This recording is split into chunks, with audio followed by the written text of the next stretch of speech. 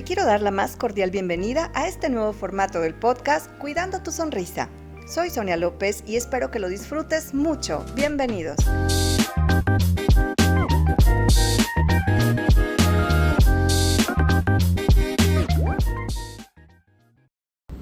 Desde la Dirección de Formación y Desarrollo Profesional te doy la más cordial bienvenida al podcast Cuidando tu Sonrisa.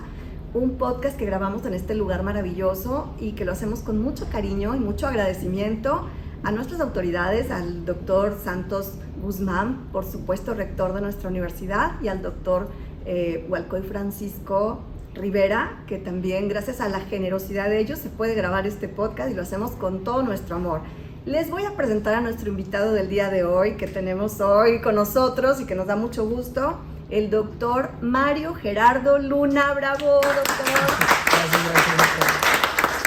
Gracias, doctor. Gracias por aceptar esta invitación y para hablar de este tema tan importante. ¿Qué se titula?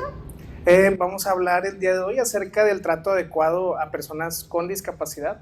Ver cómo nos vamos a dirigir a estas personas, este grupo de personas, y qué cambios hay a lo tradicional, a lo nuevo que utilizamos el día de hoy en la consulta diaria, ¿verdad? Excelente, doctor. Permíteme presentarte. Les presento a nuestro invitado, el doctor Mario Gerardo Luna. Es egresado de la Facultad de Odontología de la carrera de cirujano dentista y actualmente está cursando la maestría en odontología avanzada.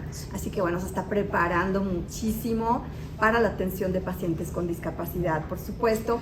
Y este tema, doctor, que vamos a ver hoy me parece tan importante, no solo para nosotros, sino creo que para toda la población. Y platícanos, trato adecuado para personas con discapacidad. Habíamos platicado sobre este tema que estuvimos leyendo. Platícanos de dónde estuvimos leyendo sobre esto. Sí, así es.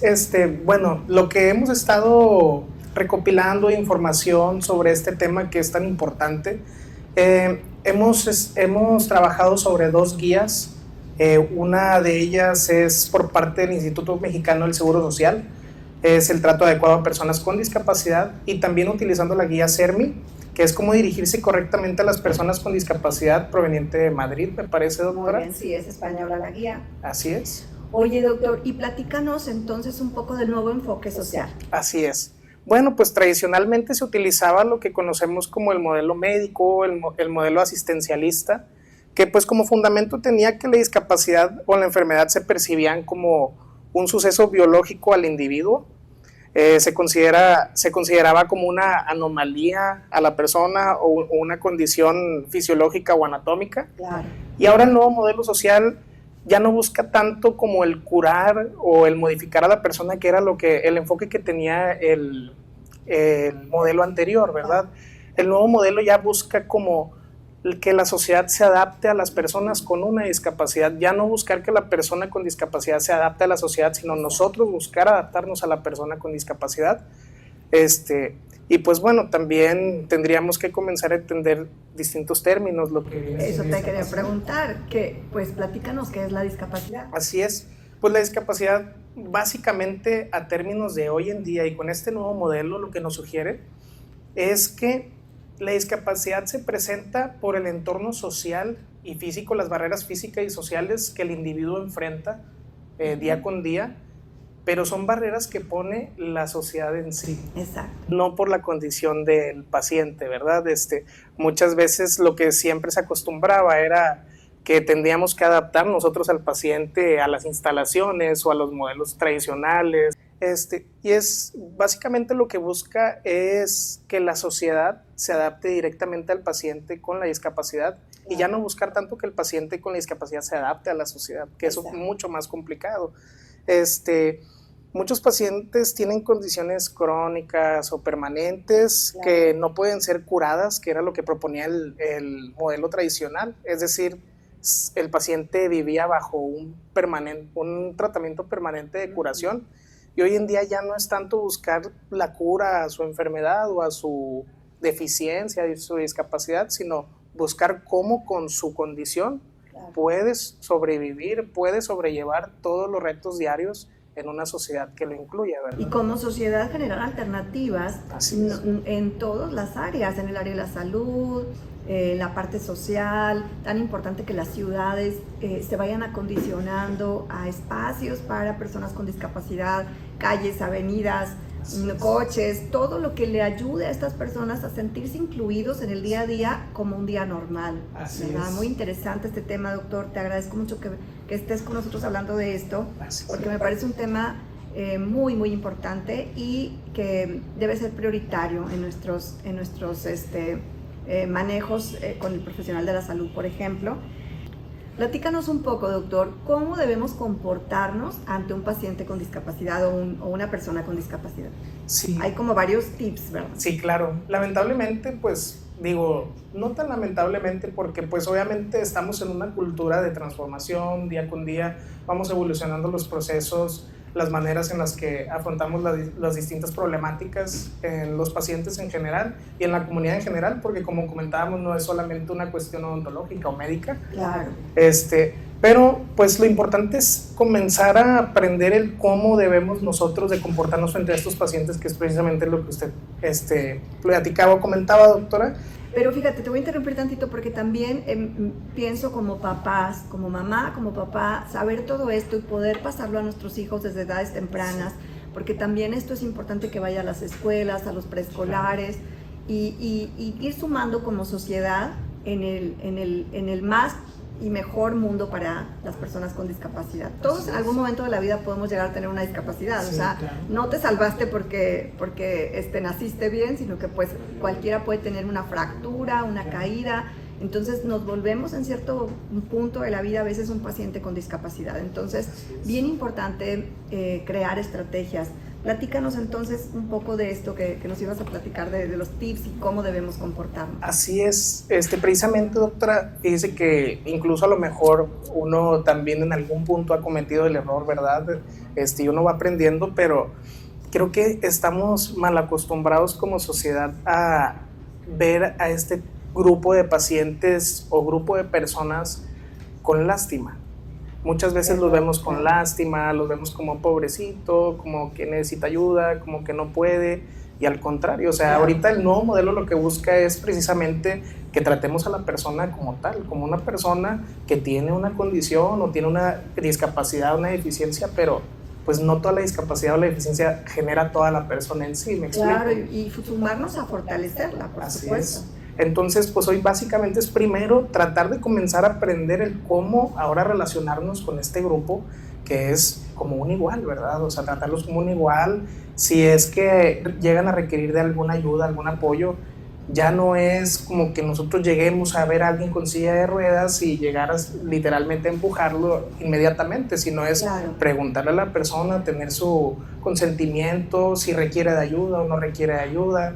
También entender que muchas de las herramientas con las que ellos conviven para sobrellevar su discapacidad día con día, pues son parte de su espacio personal, ¿verdad? Exacto. Muletas, no sé, bastón, silla de ruedas, o sea, es parte de su día a día, es parte de su espacio personal y es algo que creo que muchas veces no respetamos. Sí, tendríamos que pedir permiso para ayudar. Así es. También, pues yo creo que otro punto muy importante es ya un poquito más enfocado en la atención ya a lo mejor profesional, pues nosotros muchas veces nos dirigimos directamente al cuidador, por lo general. Sí. Y ya tenemos que comenzar a evitar el dirigirnos directamente al cuidador y tratar de dirigirnos con la persona, con el paciente como tal, que él tome las decisiones pertinentes, que él decida si quiere o no quiere, y pues si consiente lo que se va a realizar, porque muchas veces, pues ahorita lo que busca este modelo social es que los derechos humanos no se vulneren, y antes, pues al no tomar en cuenta la opinión de esas personas, pues lo que hacíamos era un poco como que opinar por ellos, tomar una decisión por ellos sin consultarlos o tomarles en cuenta por su discapacidad, que pues no muchas veces es intelectual, ¿verdad? O sea, sí, bueno, a menos que fuera un niño muy pequeñito, ¿verdad? Así que es. tendríamos que dirigirnos a los papás y aún así hablamos del asentimiento informado, el asentimiento de los niños, ¿verdad? Así También es. que es importante. Platícanos, doctor, entonces, no sé, faltaba algo de agregar aquí pues que quería que nos platicara sobre los diferentes tipos de discapacidad que podemos encontrar y qué sería lo mejor para relacionarnos y para dirigirnos a ellos. A cada uno de estos grupos, sí. Pues mire, doctora, yo clasifiqué algunos grupitos de discapacidad, la manera en la que normalmente he escuchado algunos términos en los que se dirigen a este grupo de pacientes y el cómo se sugiere ahora basado en estas nuevas guías que nos actualizan. Pero estamos para aprender, así que Así es. esto va a ser muy importante para aprender y para tomarlo en cuenta para nuestro día a día en el futuro. Así es. No dudamos que haya quien ya se lo sabe, pero lo que podamos aprender pues está muy, muy padre. Claro, claro. Y bueno, o sea, digo, todos los días vamos absorbiendo un poquito más sobre este tema. Es un tema relativamente nuevo, es muy cambiante, como usted comentaba en clase también, doctora. En clase lo vimos, recuerdo. Como comentabas tú, doctora, sobre pues cómo estos términos van cambiando casi en rachas de 2, 3 años, sí, diferentes perspectivas. Esto ya no está bien dicho, ahora se dice así, y luego pasan los años y retomamos el término, etcétera. Bueno, doctor, pues platícanos un poco, por favor, entonces, cuáles son los aspectos que tenemos que considerar para tratar a las diferentes personas con diferentes tipos de discapacidad. Así es. Pues en general, como comentábamos ahorita, doctora, y retomando, pues es primero siempre la prioridad a la persona, ¿verdad? Al paciente, dirigirnos de forma natural, con respeto y con dignidad, por encima de cualquier discapacidad o cualquier tema de salud que pueda tener el paciente o persona. También siempre preguntar antes si es que requiere ayuda y también si es que accede a recibir nuestra ayuda, el cómo lo podemos realizar de manera correcta, ¿verdad? Claro. No asumir que nosotros ya sabemos cómo otorgar la ayuda al paciente. Dirigirnos al paciente directamente, ya no tanto como ahorita lo comentábamos, al cuidador, tratar de tomar más en cuenta al paciente y pues como comentábamos también al principio, evitar la lástima completamente. Claro. O sea, digo, yo creo que para uno como persona en general debe ser muy incómodo a lo mejor tener una caída y pobrecito, creo que es algo incómodo y no es que ellos sientan diferente a nosotros, ¿verdad? ¿Cuáles son los diferentes grupos que puede haber o ejemplos de discapacidad que podemos encontrar? Pues pacientes con movilidad limitada, ¿cuáles son las ayudas técnicas o qué es lo que debemos de evitar hacer con estos pacientes? No debemos de tocar sus muletas, no debemos de tocar su silla de ruedas sin permiso, ya que, como lo comentábamos, son parte de su espacio personal y es algo pues, relativamente sagrado para ellos, claro, ¿verdad? Siempre pedir permiso. Así es. Si nos es posible, tratar de hablar a la altura del paciente. Si el paciente está sentado, buscar nosotros también tomar asiento para estar hablando de uno a uno en una altura adecuada y pues nunca mover la silla o nunca empujar sin el consentimiento también de la persona, ¿verdad? Muy importante. Es una de las partes. También tenemos la discapacidad sensorial visual. Siempre es muy importante con los pacientes con esta discapacidad identificarnos correctamente, asegurar que la persona sabe que nos estamos dirigiendo a ella, ser muy precisos al momento de estarlos acompañando, dirigiendo en el entorno en el que estemos, ya sea en el ejemplo de nosotros, en el entorno pues, de la consulta dental, el consultorio que podemos tener ahí algunos muebles o algunas cosas que pueden llegar a obstaculizar al paciente. Cosas ¿verdad? Bien importantes, doctor. Estoy pensando que tu plática, pues sí es súper valiosa para el área de la salud, pero también para cualquier profesión, claro, para dirigirnos en cualquier profesión. Existen personas con discapacidad, pero sí en nuestro lugar de trabajo, pues se presta mucho, por supuesto, para tener la manguera atravesada, la silla de nosotros por ahí, ¿verdad? Entonces, cuando vamos a tener un paciente con discapacidad visual, asegurarnos que no vaya a haber un riesgo de caída para él. Claro. Qué interesante todo lo que mencionas. Así es, doctora, es un tema muy amplio. También es muy importante con las personas con discapacidad visual, tratar siempre de ofrecer el brazo de nosotros, ir acompañando, ir por un ladito. Pues obviamente esto brinda una seguridad al paciente que pues claramente no sabe qué puede encontrarse en el frente, a lo mejor un escalón, lo que sea. Entonces es muy bueno siempre tratar de ofrecer esa ayuda al paciente. También súper importante, doctora, lo que es el trastorno del espectro autista, algo que creo que hoy en día se ve con una incidencia muy elevada. Entonces súper importante también tratar ya ese trastorno por aparte, o sea, tratar de estudiarlo un poquito más a fondo por aparte. Y súper importante tratar de explicar cuando estamos tratando con un paciente con discapacidad de trastorno espectro autista, explicar quiénes somos, en el caso de nosotros como odontólogos, qué vamos a hacer, exactamente qué hay en el entorno en el que estamos, o sea, tratar de evitar el lenguaje irónico, sarcástico. Sí, los pictogramas también aquí funcionan muchísimo, ¿verdad? Así es, sí los hemos utilizado también con pacientes con autismo, y son de muchísima ayuda también. Oye, la desensibilización, ¿verdad? Que vas tratando de que el paciente se vaya adaptando de manera gradual. En nuestro caso, bueno, primero al sillón, a lo mejor en la primera cita solo va a aceptar sentarse en el sillón. Y luego con mucha paciencia en la segunda cita se sienta y abre la boca.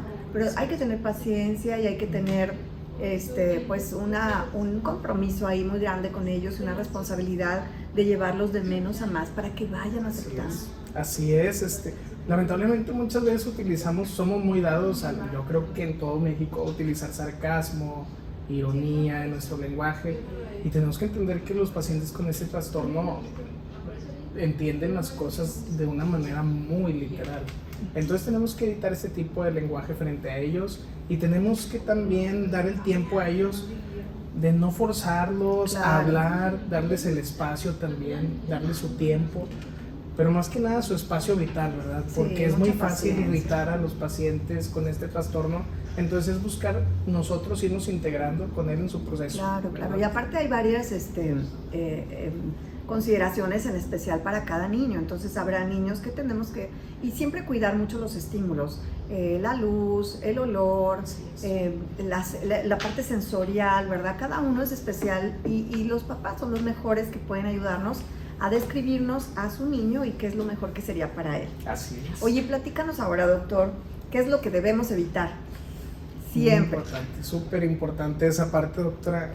Y creo que es el primer paso. Creo que en realidad es el primer paso para cualquier persona que nos está viendo, cualquier persona que se está induciendo en este tema por primera vez. Primero, pues tratar de utilizar los términos correctos hacia estos grupos de pacientes.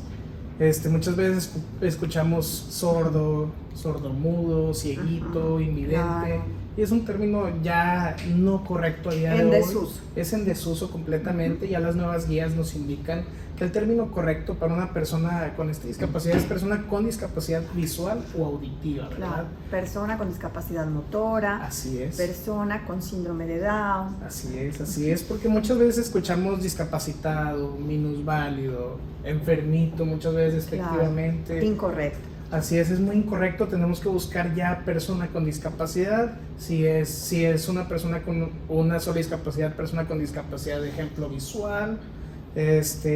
Ya no decir padece o sufre una discapacidad, sino que vive ahora con una discapacidad. Ya no evitar un término de persona normal. Ahora no, es una persona sin discapacidad, una persona que no tenga una discapacidad. Y evitar también, por ejemplo, en los pacientes con silla de ruedas que está atado a un sillón de ruedas, sino es usuario de una silla de ruedas. Y súper importante, yo creo que nada más aclarar para terminar esta parte, la discapacidad se genera en el momento que el entorno la genera. Claro, qué maravillosa tu frase. Eso es algo que a mí me hizo ver este tema de manera diferente. Por ejemplo, un ejemplo para que lo podamos entender de manera más sencilla es: si yo tengo mi consultorio en un segundo piso y llega un paciente en silla de ruedas, la discapacidad no la está generando la eficiencia motriz que hay en la persona, sino yo como dentista o mi consultorio como tal, que no le permite entrar o acceder por su deficiencia. Qué bonita frase, me encantó, doctor. A ver, ¿cómo iba? Sí, o sea, la discapacidad la genera el entorno. Exacto. Exacto, eso es bien valioso que lo sepamos. Oye, y aprovecho aquí esto que nos has dicho, no sé si falta algo de agregar, pero fíjate que quisiera que cerráramos con los 3 puntos más importantes que tú quieres que recuerden las personas que nos escucharon, porque hay una frase maravillosa también que ya lo habíamos platicado y que quiero que cerremos con eso. Sin embargo, dinos o recuérdanos las 3 cosas más valiosas de hoy.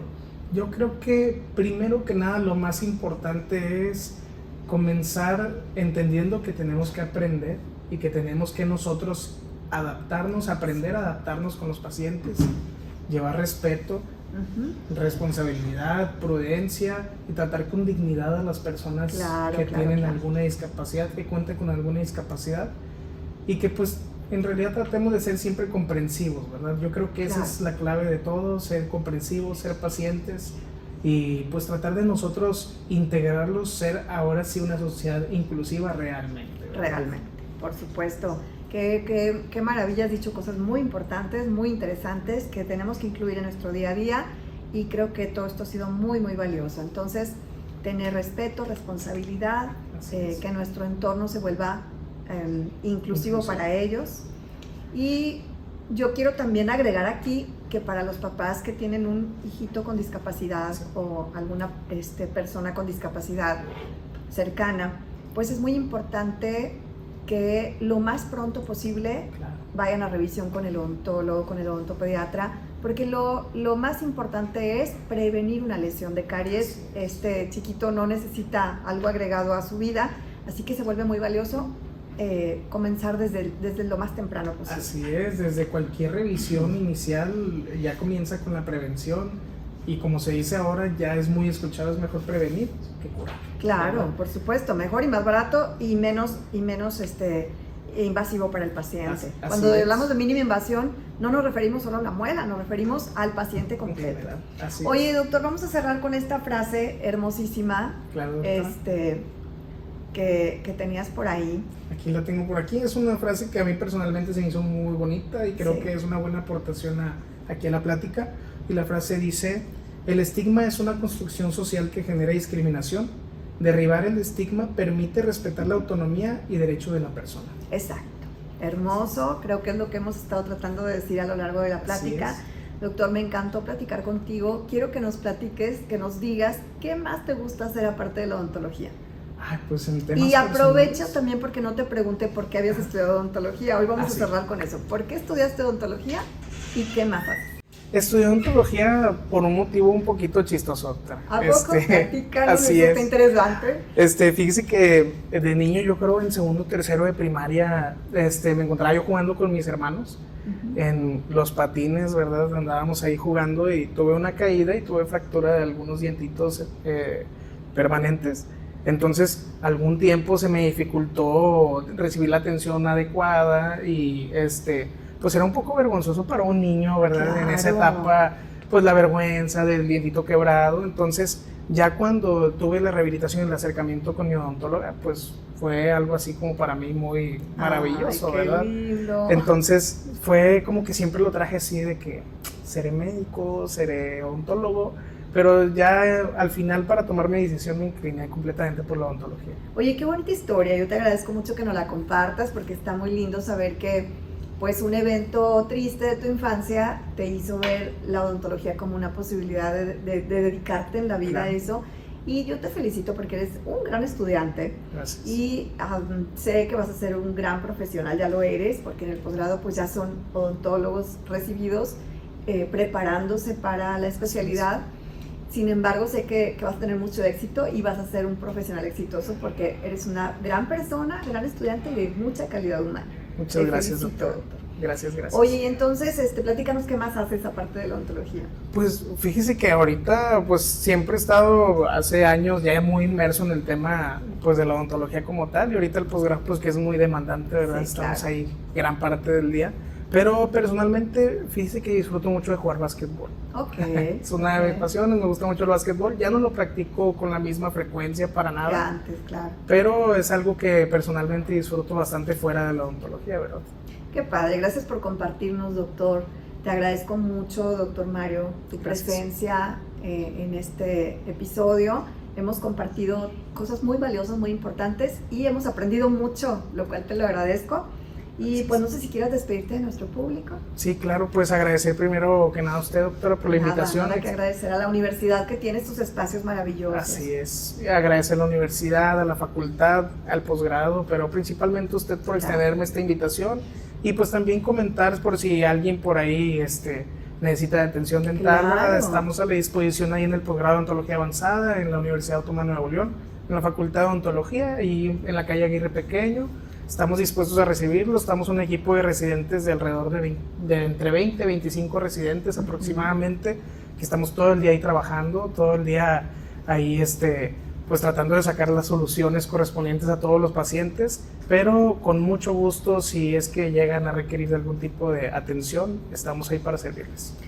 Un trato excelente, un equipo maravilloso en el posgrado de odontología avanzada, se los recomiendo mucho. Si quieren una cita pueden llamar al 81 83 29 42 30. Así es. Y de ahí los comunican al posgrado de odontología avanzada. Así Y es. por ahí va a estar el doctor Mario Luna. Si quieren que los atienda, él los va a recibir también con mucho gusto. Claro que sí. Doctor, gracias por tu presencia, gracias por tu información, por compartir con nosotros tus conocimientos. Pues nos despedimos, les mandamos un abrazo con mucho cariño, les deseamos lo mejor en la vida. Cuídense mucho, cuiden mucho, muchísimo su sonrisa. Esta es una producción de la Dirección de Formación y Desarrollo Profesional. Las opiniones externadas son responsabilidad de los anfitriones e invitados y no reflejan necesariamente la opinión de la UANL.